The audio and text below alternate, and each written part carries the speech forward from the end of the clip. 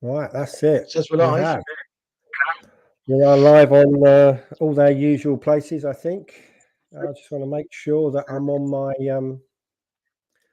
my own page, and I can make sure it's there it is. There it is. That's superb.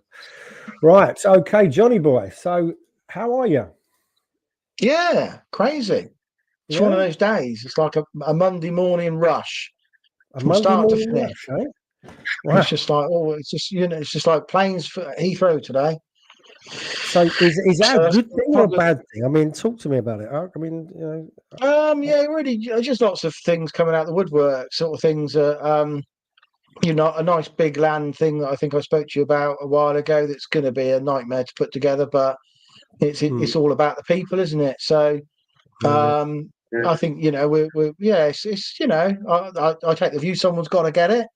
So yeah. why not me?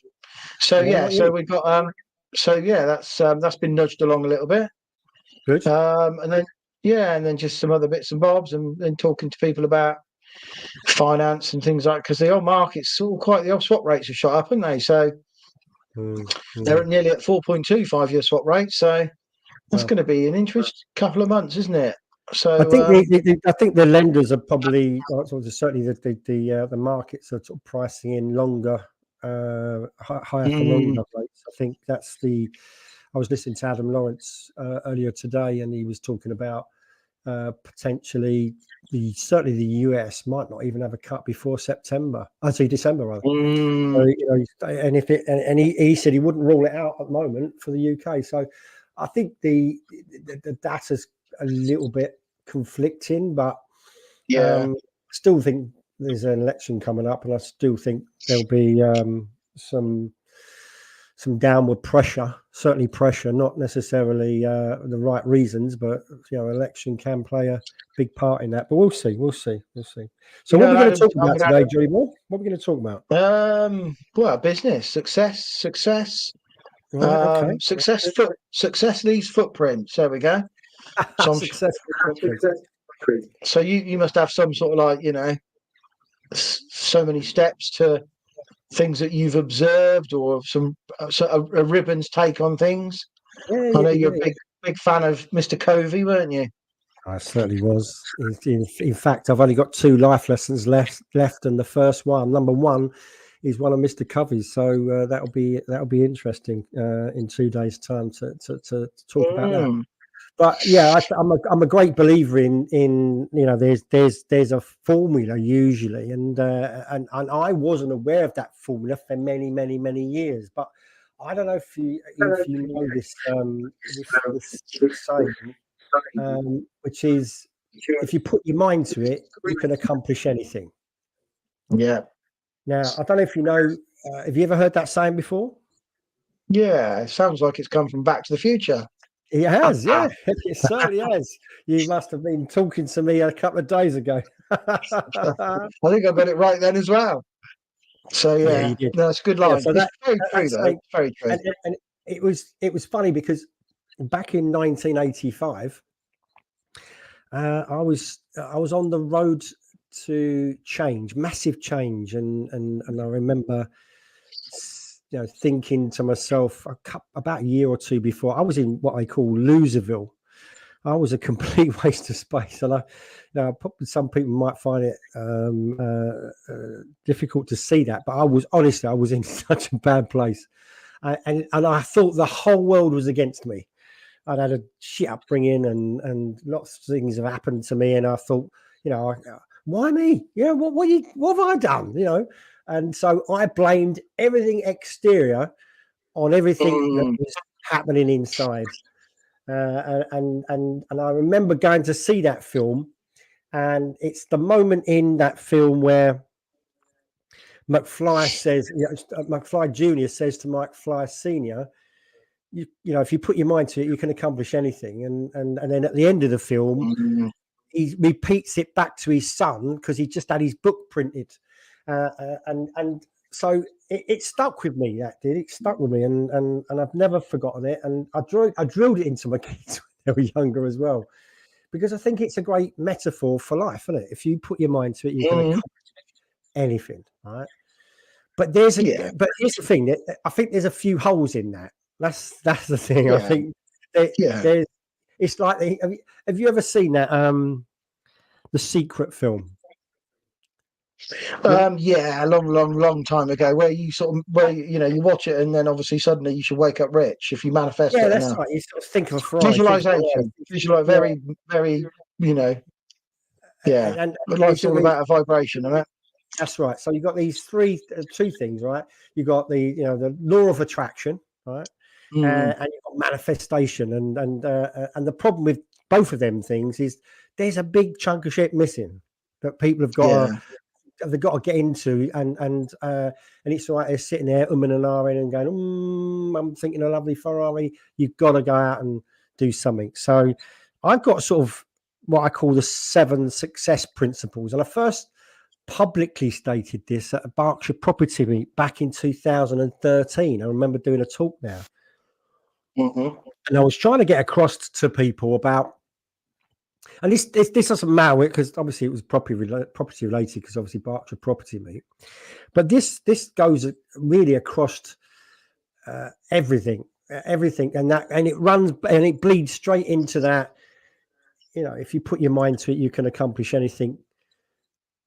Mentality, and I'm going to give you a little story about how simple this is, but at the same time, how much of the steps you need to put into place, and some of the traits that you need in order for it to happen. So just after that 1985 film, I was sitting there and I used to daydream about, because I was a baker, right? I was baking bread, and I don't know if anyone realizes this, but there's not much dough in it. yeah. And Boom, boom. I mean, that is the best joke I've got all night. So we're downhill from now on.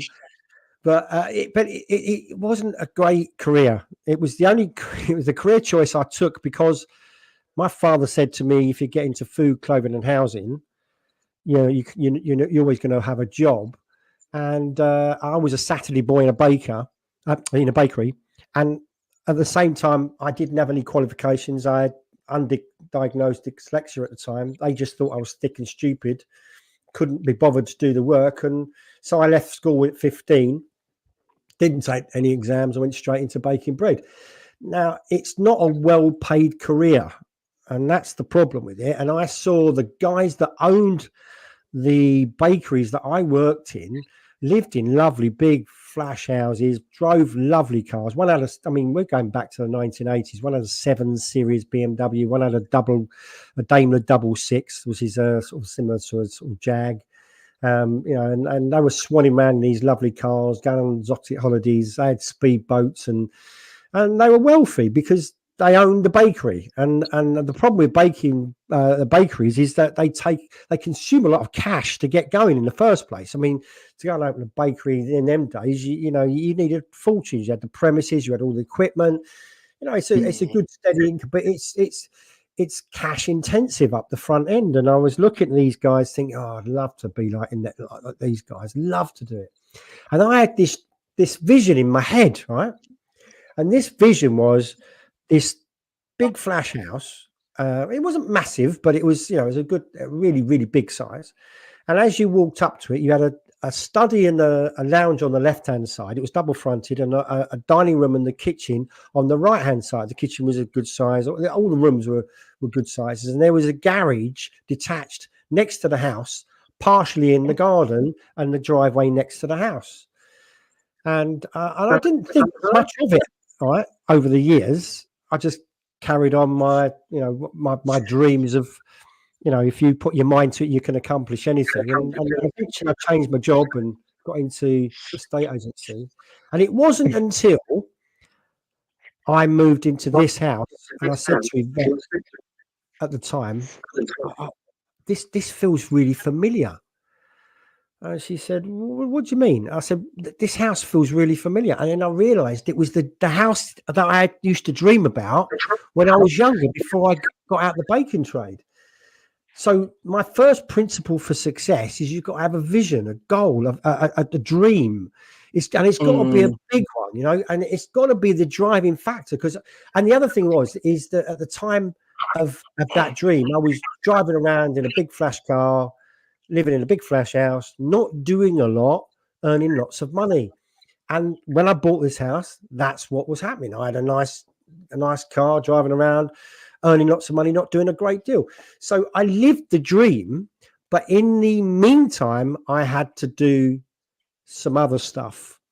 And the second principle of my success principles is you've got to believe that you can achieve it. Because it's all right saying, yeah, I can, I put my mind to it, I can accomplish anything, but it's got to be a belief. And I did a talk last week in Kent for a bunch of property investors. I was talking about the success principles, and I asked them this question, and it's an interesting question because I think it poses how we see things, how we feel about things. If you were to use a part of your anatomy to think, what would you use? Right. So most people would point to their brain. And that's where you do all your thinking. So how many people in this room think they're going to be successful? And, most of the people in the room put their hand up. But when you know something, where's that? Gut. It's in a different place, isn't it? It's a different place. Mine's in my heart, in my chest, right? I didn't think I would be successful. I didn't think I would achieve that dream. I knew it. It was part of me, because I'm thinking up here is sort of like it's projected out, whereas here's a feeling, it's inside me. So that's the second principle for me, was to have the belief that it was going to come to pass, right? And that was that's a big, it's like having faith in, I think it's the verse in the Bible, having the faith in a grain of mustard seed. We get a seed, we plant it. We can't see anything going on, but eventually it'll pop up, and then it turns into a plant. And we have the faith to plant that seed, and have the faith in it to grow. And we have to do the same things with ourselves. And then so, and this is the kicker, and this is what all the things we were talking about earlier, the secret, the law of attraction, manifestation, is missing, right? And that's do something. Be active in your pursuit of that goal. If you're believing it enough, you've got that vision, and you've got to do something towards it. You've got to take massive action. You've got to get out there and do something. I call it, Nike, just do it, right? Just get out there and do it. I had no clue, John, no clue how that was going to come to pass. I had no idea. All I knew is it was going to happen. If I'd have probably had a plan, I might have done it quicker. But I just knew it would happen. So you've got to go out and do stuff. And I worked through the 90s. You remember the 90s, didn't you? I would love to remember the session of one of the best times, wasn't it? Yeah, good times tonight. Well, I didn't have a good time, but I did all right in the recession. As an estate agent, we had, I feel sorry for them today. And a lot of people don't feel sorry for agents, but I do feel sorry for them, because the stock levels in the 90s were substantially higher than they are today. And we had lots of people that had to sell houses, i.e. builder societies. They had repossessions, they had to sell stock. So we had an abundance of stock. We just had to try and find buyers, and we had to put deals together and make them work. So it was having a bit of a clever thinking about how you could get people. I don't know if you remember, there was a company called Fairview Estates. They used to build really cheap flats, and you could buy one of these flats during the recession for 99 quid, move in for 99 pounds. They pay your legals, they pay your deposit, they pay everything. Move in for 99 quid. Well, you was in a recession where you had interest rates in double figures. You had to entice people in somehow, right? So, and I remember my father bought one for 99 quid. He bought a house for 99 pounds, move in, right? So there was all sorts going on to try and encourage people to so you have to take massive action. If you believe it's going to happen, you're going to have to take this massive action.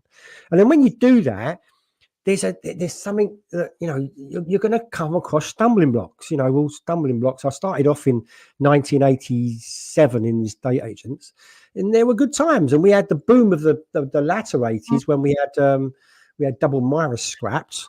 So we had this boom period. Really, the house prices rose in 4 months, 33%. It was crazy.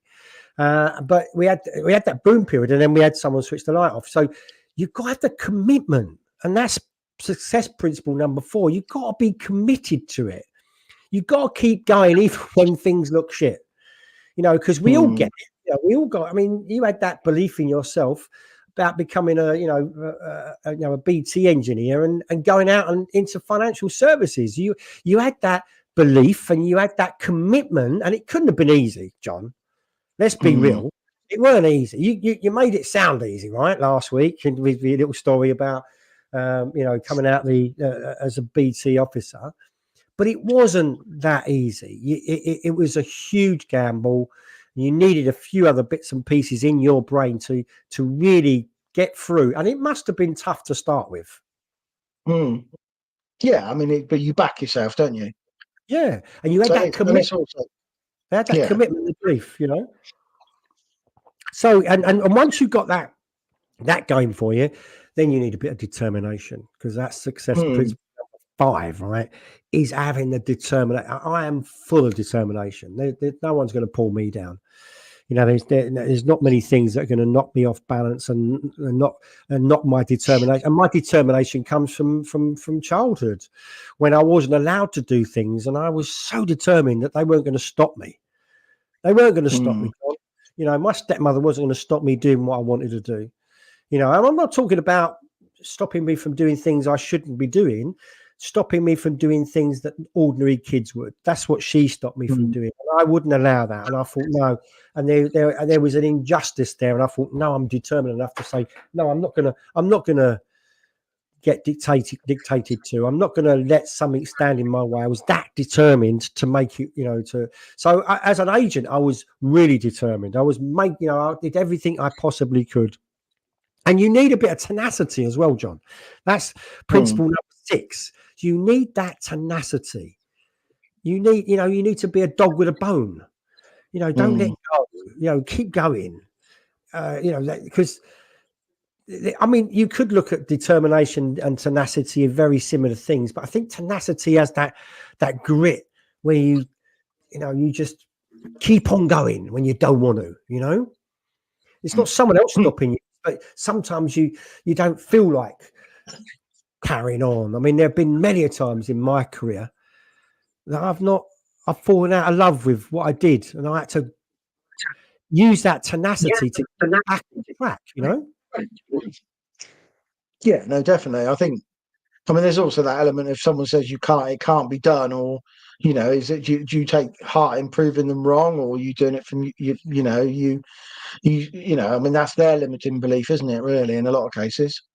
Maybe, and I don't allow the people to get into my head if I want to do something. I've got an idea, and that idea builds and builds and builds and builds, and I'll do my research, and I'll keep on until I make it happen. And I think that's a quality that that people need to try and develop. It's a skill, a trait they need to develop, because if they can develop that, they're not going to have someone say to you, "That's a bit sick." I mean, you said last week, they thought you was mad giving up your job in BT. This was a job for life back in the 1980s and the 1990s. You did, you had your shares for BT as well. It was a great job, wasn't it? Oh yeah, slippers for life. Slippers for life. Yeah, and I was told when I turned around and said I wanted to change my career from the baking trade, they laughed, John. They laughed. They thought, you? My cousin went, "Oh, I thought you was too thick to be an estate agent." That's what she said to me, right? My cousin. And I still remind her of that. But they didn't believe in me, so I needed that belief in myself, and I had that. I would not let them get in my head. If I give one piece of advice to anyone that's sitting on the fence or not doing as well as they can because they're listening to other people, don't listen to the naysayers. If you've got that belief, you've got that commitment, you've got that tenacity, and you keep going. There's one thing missing, right?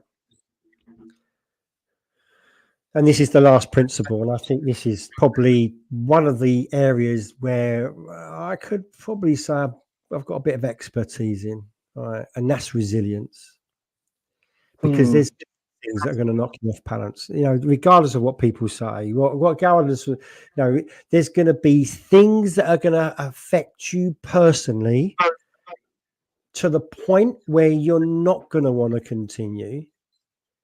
And you've got to go through. You've got that resilience to carry on. Yeah,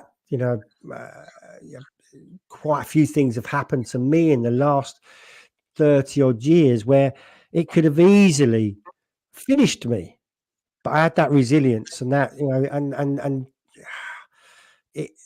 I can't stress that enough, because life, we all have it. We all have adversity, don't we? Adversity comes along and gives you a slap in the face. And everybody's adversities are very different. We represent them in our brains in a different way. But if you've got that resilience, and you can get through it, it's probably the one thing that will.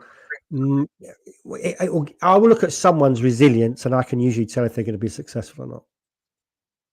Because if Yeah, well, I mean, yeah, they can't survive someone give them a tongue lashing, they upset me. Well, they haven't got true. yeah. I mean, yeah, perseverance, resilience, and stuff like that, and Yeah, it all sort of overlaps a little bit, and it's also like that. It's also that doggedness to keep on chasing someone, isn't it? At the end of the day, until they, that's a yeah. I mean, I've got a person at the moment I'm trying to get hold of, because he's the right person to get hold of, but it's not easy, so, but I mean, but you've just got to, I mean, I've left 3 messages to him today. I'll be on his case again tomorrow, and I'll just keep chasing him until he comes back to me, because Yeah. I want to talk to him. So until he tells me to go and do one, I'll be chasing him. Hmm. So, but it's very interesting. I mean, yeah, you cover quite a lot there. I mean, one of the things, I mean, you've spoke about Back to the Future, but another good film that sort of obviously touches on a lot of the things you mentioned there is that the Will Smith thing, isn't it, In Pursuit of Happiness? And there's that. Yeah. It's a great film. That's a great film. That sketch where he's talking to his son in the basketball court, and he tells his son, "Never let anyone tell you can't do something," because I think he's, just got reminded. But yeah, I And mean, that's it's based on definitely a true story, isn't it? That's yeah, Chris yeah.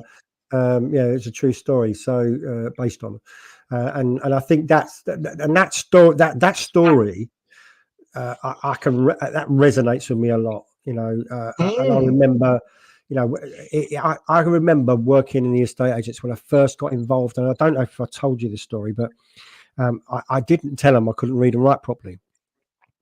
And in them days, we didn't have financial services. The act had just changed. They were bringing in financial services into estate agents, but they had no fact finds or anything. And honestly, all you had was an A4 piece of paper for the property application for a mortgage. The front was the property details, and the back was the financial details of the individual. And then we had an endowment form that was folded into 3, an A4 piece of paper folded into 3. And on the back of it was the application on a sort of like a slither of the back of the A3 of the A4 piece of paper folded up for the application for an endowment, right? And that was it, right, John? That was that. So the manager of the office said to me, and one of my very first sales, we used to have to sell the mortgage because we got a commission on the endowment. Make sure you fill the forms. Don't let them fill the forms in. And I'm thinking, oh shit. So anyway, I filled the forms in, and we had a morning meeting the next day, and we talk about resilience here, right? And this guy looked at the forms, and he said, "I told you to fill them in yourself," and I said, "I did." In front of everybody in the room. I think it was about 7 people in the morning meeting. He tore it up in front of me.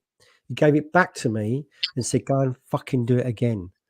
And he's an ex-copper. He was an ex-copper from the 80s. I remember his name, Roger Fulbrook. Big fella, looked like me laughing policeman. and he's sitting in the back of his chair and didn't get out of his chair much.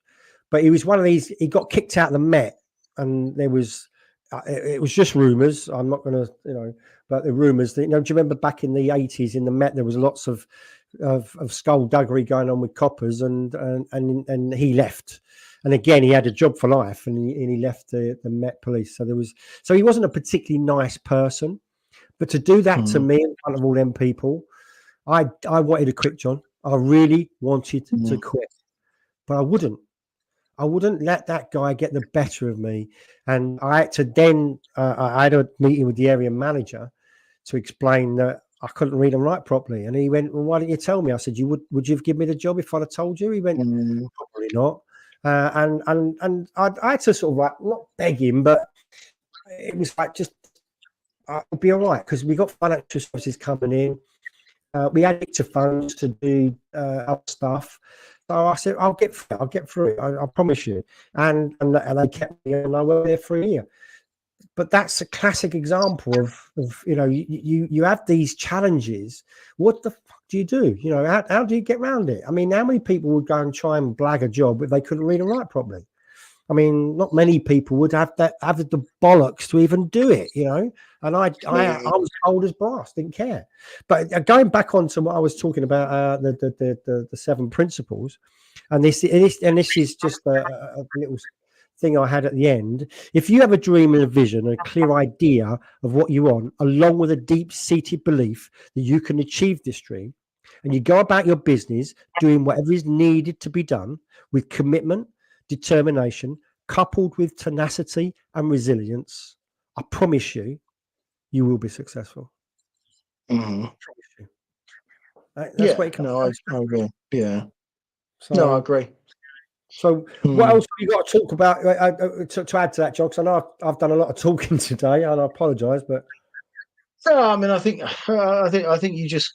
I think you just. I mean, it's like when people step into the. I mean, I'm going to go back to the property world, isn't it? But you used to see a lot of people come when I used to run a property meet, and and they'd be fighting people in their social network that says, "Oh, you can't do property, you can't do this."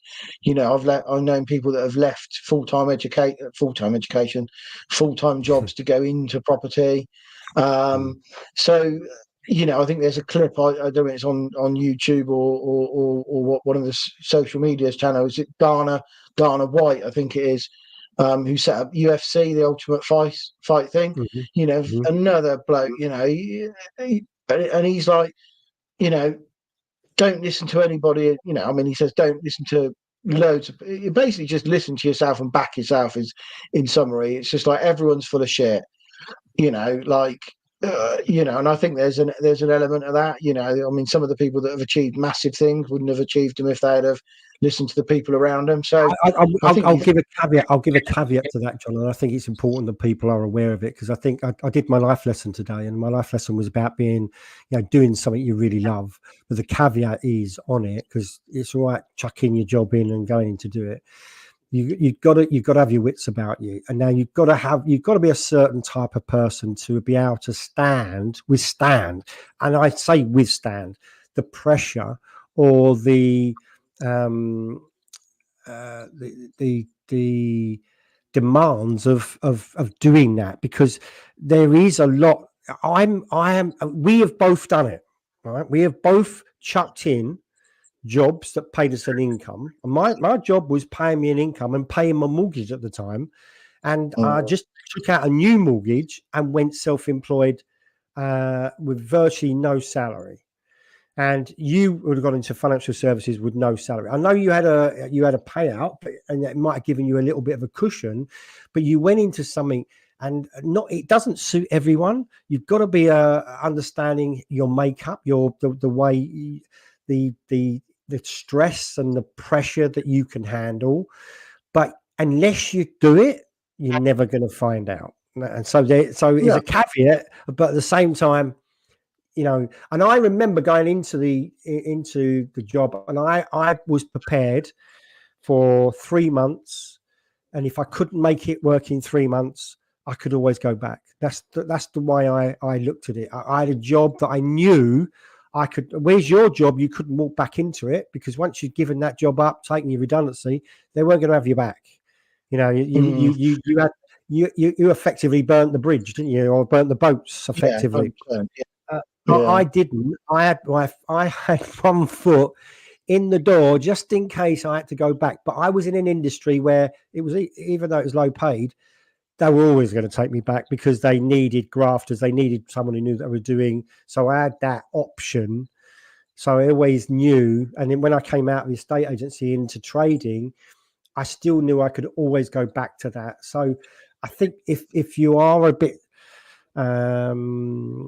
cautious, or you're not 100% confident, have a backup plan just in case. Because I don't want people just chucking their jobs in job and then saying, "No, don't tell me to chuck me job in."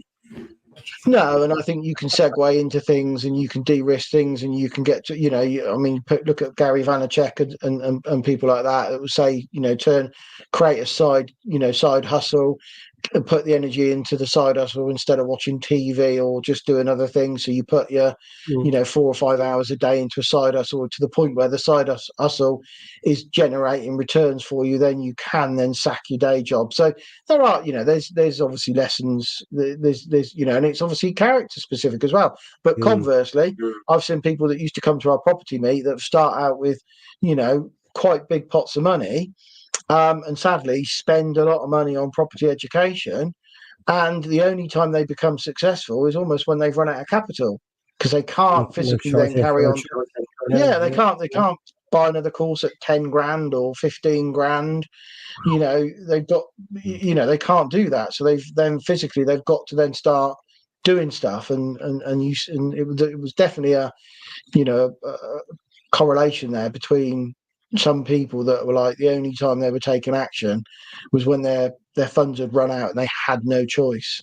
So I mean, it is an interesting one that you could talk about for hours, but I do think you've got to go in and have a plan of attack, and then depending on where you're coming from, you do it as a side gig or you do it full on, and you go hell for leather. And I said at the beginning, I never had any idea of how I was going to achieve my vision, my dream, but it came to fruition because if you do things, you're going to meander around. I've been sitting here thinking today about I want to do this, and how I can do this. So I'm already planning for the next stages of my what I want to do, and with a belief that this that'll happen. It's a foregone conclusion in my mind. So it's just putting the pieces together, and I don't know how it's going to work out. I've just got an idea. That's all. But you just got to go about your business, finding and putting the pieces of the jigsaw puzzle together, because they're out there. You just put them together, Yeah, and there's always two ways to look at it, isn't there? There's that that little tale, isn't it, about this person that hires two training. They sell trainers, foot training shoes and stuff like that. He hires two salesmen, and he says, "Oh, can you whip out to this island? We've got access to this island now. Can you go out there and see what it's like?" And the first bloke comes back and he says, "Oh no, there's no opportunity. I've been around the island. No one wears any shoes over there, so there's no opportunity." And then the second bloke comes back a week later and says, "Massive opportunity. No one wears any trainers." So it's just as you said that, that's what I was thinking. If I don't wear any trainers, there's got to be an opportunity there. So I think there's two ways of looking at things always, isn't there? So. But I think you've got to definitely back yourself and go from there. Really, that's good. Superb. Well done. Thanks, John. No problem. Catch up with you soon. Have a good week, everyone. Goodbye, everyone. See you next week. Yeah, catch you later.